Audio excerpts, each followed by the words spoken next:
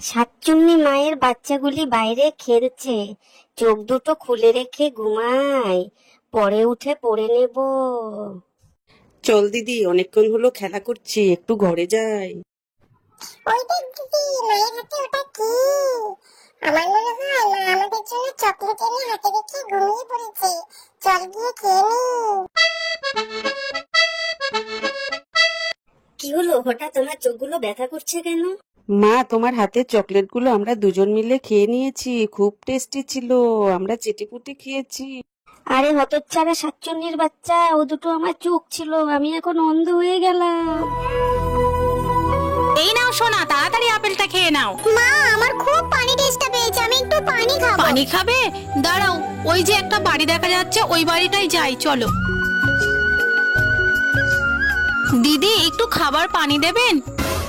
ও, পানি খাবেন? আচ্ছা ঠিক আছে, বসুন, আমি আনছি। ওটাই হাত দিও না বাবা, অন্যের খাবার না বলে নিতে নেই। এই নিন, পানিটা খেয়ে নিন।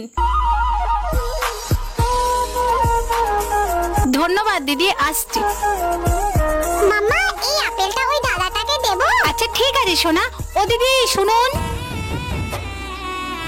এটা নেবো মা? নাও বাবা।